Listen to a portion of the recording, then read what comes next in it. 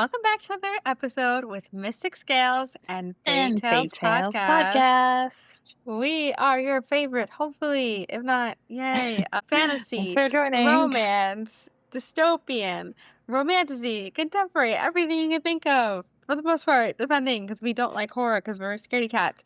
Or Book thriller. podcast. I'm Welcome. I'm Jennifer, one of your hosts. And I'm your other host, Lee. Thank you for joining us. Thank you for joining us on this wonderful day. We are very excited. Every episode we're very excited. I don't know why I always start it like that. But anyway, we are a bookish podcast. If you haven't joined us, welcome for your first time. If it's not your first time, welcome back. We are on the app Fable because we have a 600 member book club that has inspired the start of this podcast. So make sure to join us on the Fable Ta-da. app. I just want to plug that real quick so you know where to find us because we love to talk to our bookish peeps. If you're here, thanks for coming back as always. Our book club has over 600 members and we are currently going over the Grishaverse by Lee Bardugo. We are reading a lot of the books in there. Six of Crows, Shadow and Bone, King of Scars. So check us out to see any of our reviews in real time, our fan art, our discussions, Fan art. and we Yeah. review them here on the podcast on our longer episodes. Today is a mini episode. So it's an episode that's 30 minutes around a little like less than an hour from our long episodes that are about an hour. And we review like one-off books or like fun chats we have or soon to be other thing I'm going to introduce next. But welcome to today's episode. So today we're going to be reviewing a book by an author that we love and we eat Yes. up every time Yes. she comes up with a book. Her name is Miss Lyla Sage Woo. because we are in our Western romance era. We are late to the game, but we are still happy to be in the game. We are happy to be here. Happy to be here. We have previously reviewed her other books on this podcast in our longer episodes. We did the entire Rebel Blue Ranch series, and now we have finally got around to doing Soul Searching, which is her new duology. That is still like Western, but it's Western romance with a little paranormal twist. And it has like slight connections with like different characters overlapping from the Blue Rebel Ranch. And this is perfect timing in a way because the second book comes out this fall of the duology. So we are ready to Ready. review today and then ready to read the next one. So that's going to be the topic for this episode, this amazing book. But before I get off my monologue and you hear my voice the entire time, very exciting. After this mini episode or throughout the summer, essentially Amazon is doing this Summer of Obsession And we are not sponsored by them, but they got us. They got us. They have seen the success of taking book girlies and books that are popular and making them into TV shows and movies. And so it has inspired us. They got us. We watched Off Campus and we were hooked. And we've been on this journey we've mentioned in previous episodes of trying to read as many adaptations as we can before we see it in the new medium of film or TV. And so this summer, we are going to try to do that with our mini episodes. So you might hear us talking more about some TV shows and some movies that we're watching. Yeah. I was able to read Remarkably Bright Creatures and then watch the movie and I cried. And we've done it a few times. I've done it when we were liars. We've done it with a lot of stuff. We did not do with Wuthering Heights though. But no, we did not. No. That's a whole different. That are coming out with Amazon and not Amazon as well that we want to be fully immersed in this experience. I think it's so exciting because Lee and I are big film people outside of this. So it's a great connection that we want to review it here on the podcast. So in some future mini episodes, you'll see some reviews. We will be doing every summer after because we just reviewed the book here on the podcast. So we're very happy that we read the book, fell in love with the book, and now we're going to watch the episodes and we will be reviewing them. So stay tuned for our live reactions. All that to say, the future mini episodes might not be as much focused on like random one-off books. They might here and there, we read some throughout. We love summer books. But for the most part, we're going to try to focus on this idea of book to movie adaptation. So we're going to do every summer after. We might do some other Amazon ones they have going on. I definitely put in the slate, The Odyssey for us. I don't necessarily know if we're gonna read the Odyssey I again mean, we or if could we read do it the in high school. highlights. Maybe I'll get, like, the graphic novel. We know a lot about Greek mythology, I so I mean, think we're yeah, fine, but yeah. mainly, Lee and I do Oscar watches for all the Oscar movies every year, and I already Mhm, texted her immediately, and I was like, "Lee, we have to see The Odyssey, like, there's no ifs, ands, or buts, it's gonna be nominated, and if it's not, it's gonna be one of the bigger movies of the year." uh-huh, And I absolutely loved Oppenheimer, so I'm with this the same director, Christopher Nolan, for those who don't know, so I was like, "Yeah, we have to see The Odyssey." So that's in the slate, we have we're finishing up Shadow and Bone with our book club, so we have that in our slate of for things to sure. watch and review is the TV show. So it'll be a mix of new things, old things, and everything in between. So very, very excited for that. We just wanted to preference that, introduce this idea of the book to movie adaptation mini episode series. Very exciting. Insert clap. So stay tuned for those episodes. Make sure to check it out. Follow us on Instagram, TikTok, YouTube, and you'll be able to follow along and see our experiences and our reactions throughout this entire Yeah, we'll have a good time. experience. Hopefully we I'm like very them all. excited. I know, same. We liked off campus, so let's see. Yeah, We also didn't read off campus, so I think that's why we liked off campus. maybe. I mean, I hear pretty good things about it, although apparently people don't like Hannah, but I've they were heard like, not good things about the book. "Oh, really? That's Yeah, not I've what heard I've the heard." writing is absolutely terrible. I've heard that Oh, this well, that like the could be. storyline is there, which is what Yeah, they took from the show. Like the yeah, like plot the is there and that's characters. great, but like everything else, descriptions and the Mhm. dialogue, I've heard it's just like bad writing Okay. otherwise. So like that the show really like fix that. Um so I haven't heard great things, but I'm glad that you did. Maybe it's a I mix. mean, Maybe it's a yeah, difference of opinion. what I heard was not about the writing, it was about the characters, so that would Mm. go along with what you're saying. It was like, if you like Garrett in the show, you'll love him even more in the book, and I was like, "Oh, okay." But if it's bad writing, Even I though don't need apparently in to. the book he does actually do the no touch rule. What's the no touch rule? In the show that she goes to him very angry, thinking that he told everyone that nobody could touch her. Oh. He Oh, actually that does he do that really in the does book. that? Oh, interesting. And it's like, "Ooh, possessive, gross." I mean, nowadays that would be fine because that's a dark romance 101. So, This is not a dark romance. This is contemporary college romance. yeah, but people still eat that up. Um, but anyways, that's off Talking campus. We about enjoyed good the writing, show. though. Yeah, let's transition from good writing to Miss Lyla Soul Sage. searching. Yeah. So, spoilers ahead for Soul Searching by Lyla Sage. I would also probably note spoilers for the original core series, Rebel Ranch. Yeah. We're not going to talk much about it, but just in case. So let's dive into this. Okay. Home is where the heart is, and this one is haunted. Dun dun. Collins Cartwright, but I say, I love her name. It's so cool. Collins, second Cartwright, great last name, does not want to go home. Sweetwater Peak, Wyoming was supposed to be in her rearview mirror, but when she finds out a developer is trying to buy her parents' antique shop out from under them, she doesn't have a choice. At least, that's what she tells her family. They don't need to know she's lost her job and is out of money, or that the ghosts who have always been her companions have recently gone silent. But just because she's returned home doesn't mean she has to stay with her parent or crash on her twin sister's couch. Lucky for her, the new to town upholsterer has a room for rent above the store. Unlucky, it is absolutely crawling with more ghosts who are freezing her out. And Collins hates being ignored. Brady Cooper is absolutely and totally fine.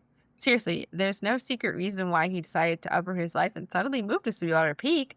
He just needed a change of pace. At least that's what he's telling himself and everyone else. When he agrees to let the elusive Collins Cartwright stay in his spare room, he doesn't know that she's absolutely bonkers, constantly talking to herself and having conversation with no one. And he doesn't know she looks like that. But as they begin to get closer, the lines between them start to blur, leaving both of them and the ghosts who have been pushing them together, wondering whether their temporary arrangement could be something more permanent. Dun, dun, dun. Cute. I actually don't It's really a like funny. this cover, but she Oh, does, so really?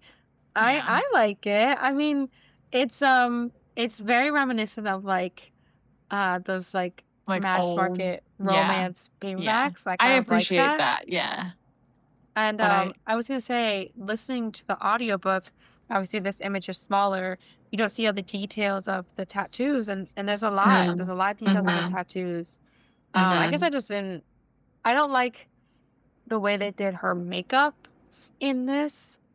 You see Yeah. like that line. It looks like she's a clown because it's like red and like white. Like it's like two different Mhm. distinct colors, and it Yeah. just looks weird because the red doesn't end like, it's not like a blush, it keeps going all the way up.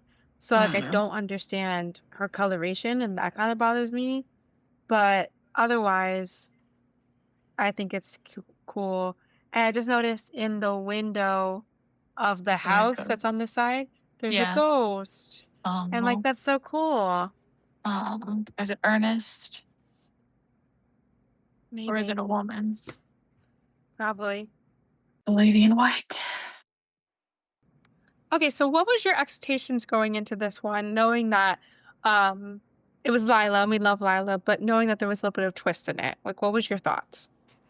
Okay, so I think I was a little nervous because I wasn't sure, like, how much paranormal there was gonna be, and I had a feeling it was gonna be drastically different from Rebel Blue, and I was like, "Ugh, but we liked that so much, like, I don't know if I want her to do." It's kinda like when Allie Hazelwood has started to do, like, vampire stuff, and we don't love that. So I was a little like, "I don't know, Lila, I don't know if it's time yet."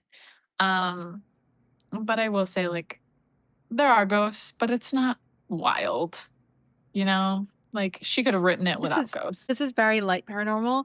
I was expecting because we read Phantasma and Mm, Enchantra, and we've reviewed it on this mhm, podcast, and that's very paranormal. mhm, So, they could and you've read other paranormal things, so I know that this could be very different. mhm. So then this was just very, like it just added to their little moments together Yeah, moreover, yeah, and you're right, you could easily have taken out all of the paranormal, parts of it and just left it as, like, she's showing him the town that she ran away from and, like, realizing why she still loves it. You yeah. could have easily just, like, had that it's the same blueprint, but without the Right, ghost. So it's just right. the ghost kinda just made it more quirky and fun, uh, Yeah, more than anything. yeah. I think my favorite part about the ghost was that, like, all of her photographs are, like, actually of a ghost. Like, she was telling their story, like, I really loved that.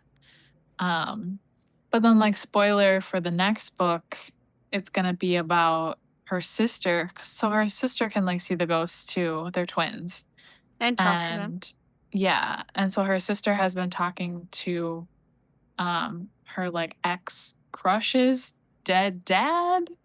So, like, that feels like a whole different layer. Yeah, now it's getting personal because we very much grow off this book, Collins talks to ghosts that she doesn't know and it's getting to know them Yeah, and they grew up with Ernest, the ghost, and then the right. ghost that's on her watch. I forgot the name, like Forgot her name Marge. too. It's at the end of the book, I'll probably find it.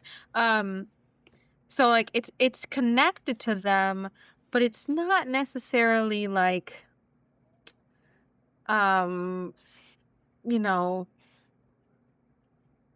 It's not It like it's not they're intertwined with their everyday lives and the people they know.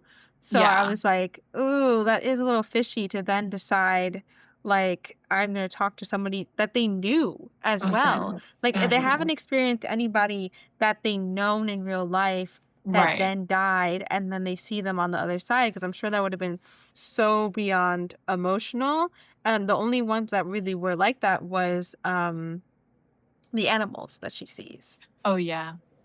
Yeah. Say her name's like Edie or something, but if Elda. maybe Elda. I thought that was Elda kind of was weird. I'm not gonna lie. I was like, "She The just one that lives in follows your her around? watch?" Yeah. Yeah. I was like, "Wow, she's really there for everything that you have to go through?" Okay. Yeah. Oh, there's an excerpt of Free Falling in this. Oh, really? Oh, There was not in the audiobook. no. We just got that crazy, like, cliffhanger almost. Oh, okay, I'll send you pictures so we can read it. Anyway, yeah, I am excited for the next book, but I think I agree with you that I loved that her pictures had such a deeper meaning. It showed her Mhm, talent and her thoughts, and that's why I love when Brady at the end was like, "Why couldn't you write the stories that you're trying to write?" mhm, Because like, she does have that depth, and he's pushing her to try things outside of what she's already done, and I mhm, loved that. Like, mhm, I as we talk about this, and I've texted you, my biggest critique of this book, and love Lila. She does amazing with her characters. She's amazing with her prose. I think she has like great metaphors throughout that I'm like, oh yes. Or she says something, I'm like, oh yes, I love the way you wrote that. But I think that this book was kind of a mid book for me. It felt I don't wanna say it felt like a sleeper because I still like the relationships, but everything just felt so easy in a way that the entire book felt easy. Like, things would just resolve yeah, so quickly or done, and, like, yeah, there was no really conflict, and so, like, it was hard for me to wanna, like, give my attention to it. Like, if I was um, just listening and if I missed something, it's not something I like, obviously, you I, were like, like, went "Oh, back, okay." but it's Yeah, like I didn't really necessarily, like, need every detail, and yeah. and that was a little sad to me because it just felt like I don't know what it was missing, like, I don't know what I would have changed in this Yeah, I mean, instance. like, she doesn't do, like, crazy conflict anyways. I mean, like, in what's her name? Ada's book? The second one? She This runs one away was just for, felt like like, yeah, she runs away for, like, 10 minutes. "You're So, like so and right. it's fixed. Yeah, and, like, even they're kinda similar, like, Ada and Clark or Collins. Oh my Um, god, you're so right, that is this book." And that one felt like a sleeper to me. and I obviously don't know Lyla Sage at all, but, like, follow her on Instagram, whatever, and I just get a feeling that she's writing pieces of her, and, like, that's, Mm. like, her characteristic, or, like, maybe it's someone she, like, identifies with or like, aspires to be kind of. But that like those they feel like more personal journeys to me, like that she's writing. So it's not really about like a bigger conflict or a bigger picture for the book. It's more like the personal level, which I think she does well. But like one of the moments that stood out to me is like when the ex-girlfriend or ex-fiance comes to Mm. see Brady. Like that's such a non-story, like, they don't have any beef. She's there to, like, ruin the town, and they convince her not to. Like, I was like, It's this so could have quick. yeah, like, in another book, this would have blown up. Like, this would have been It's been like half awful. the book. Yeah, Yeah. and it's just not. And I think it's funny that, like, the editors are like, "That's fine," you know? And I think too with Collins and this idea of her journey, I don't feel that low like, I feel her lowness, and I feel, like, her sadness and things, but there's no point in this moment in this book where either of them has, like, a low moment they have to come back from, I feel like. Like, I don't Mhm. feel that necessarily, like, yes, she's, like, trying to, Like, in real like time.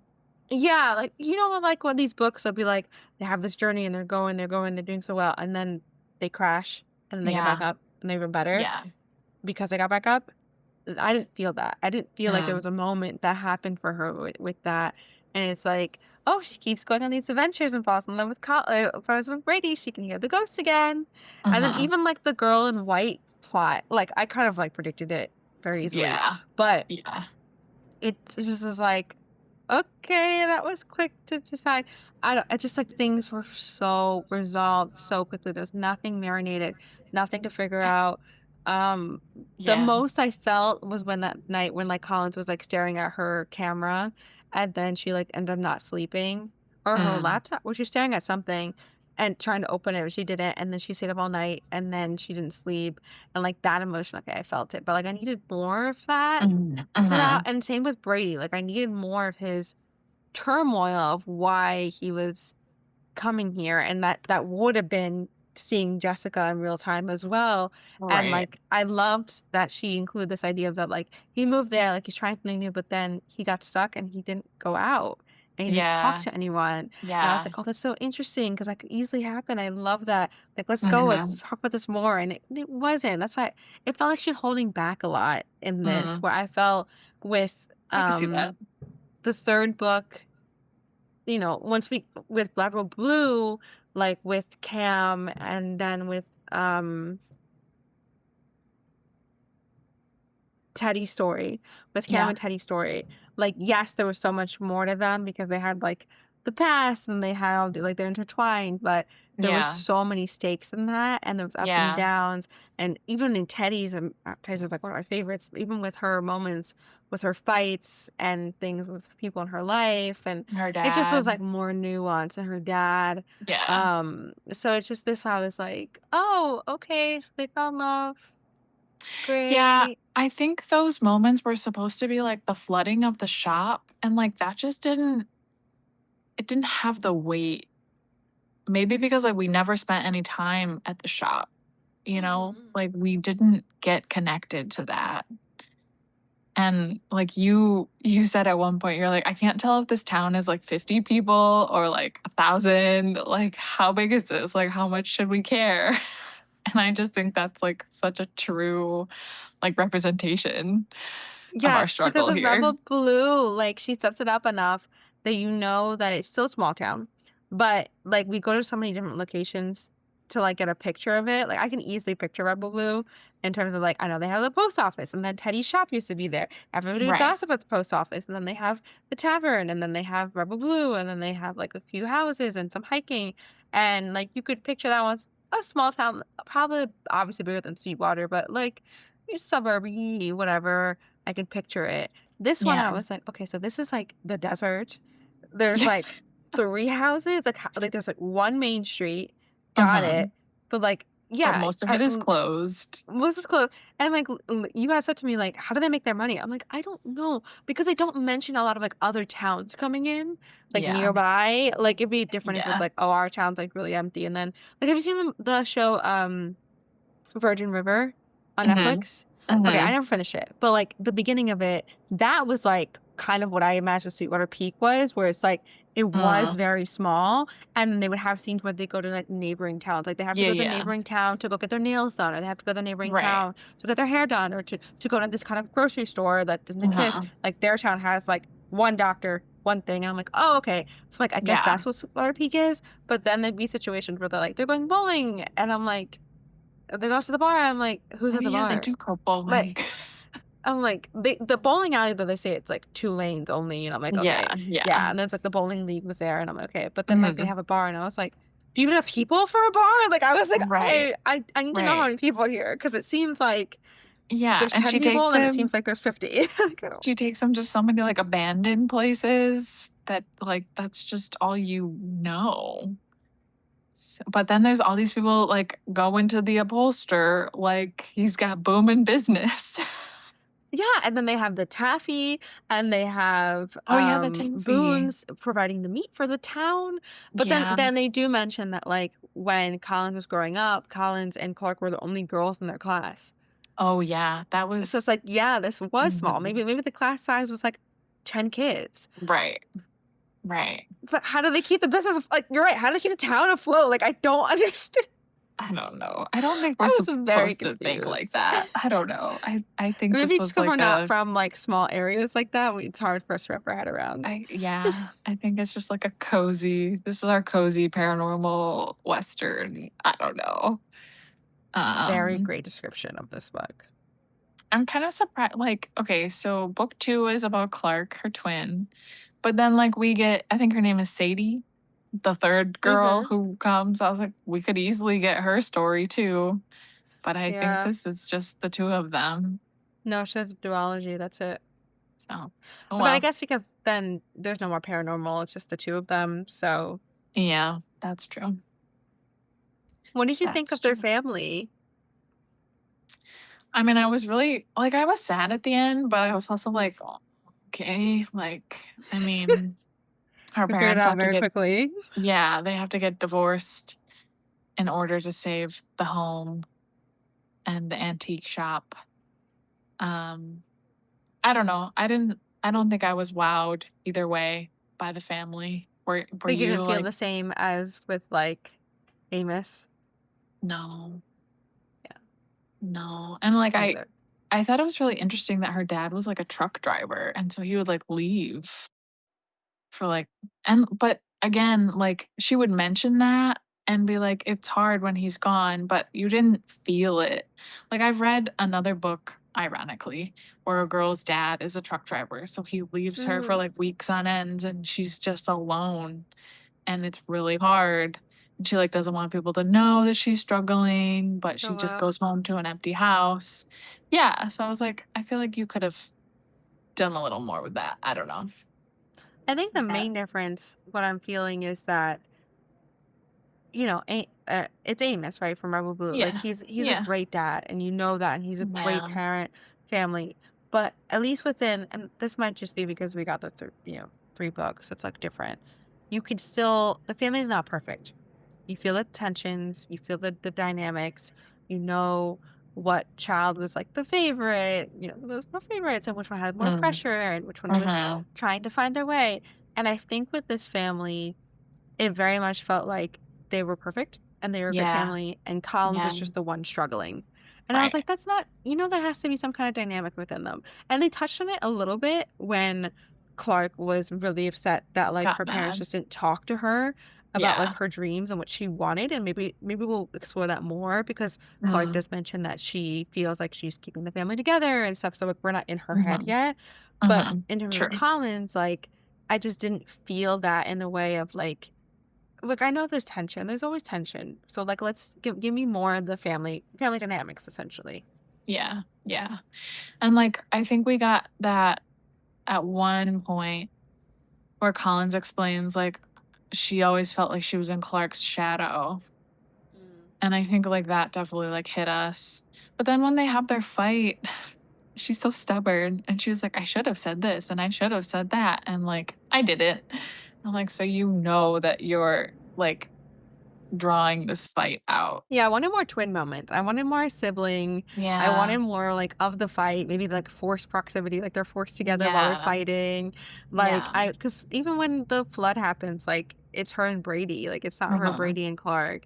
So it's like I Yeah. just there was a lot of that, and Yeah. I think there could have been, yeah, like a better mix of like moments with her and Brady and like moments of her and Clark. And they could have been moments like where they both like see a ghost or like feel a presence and like that's when Collins like gets her spark back or something, like and if she had experienced that with her sister and with Brady, I think that would have been impactful. yeah, Especially cuz she's coming around to the idea that she actually loves her home, that she belongs there and misses it. And I think like having her sister like help her along with that would have made sense. but I wonder if she didn't lean into that because I'd feel too much like done and dusted.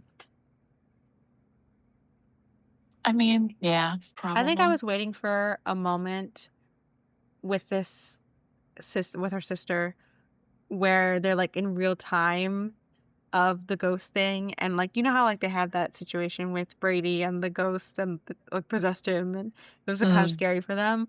Like a moment like that with Clark there, and then Clark realizing that her sister can't hear, and like them having to step Mhm. up and like not save Mhm. I guess save the day, but like handle the moment together. That Mhm. would have been more than like Yeah.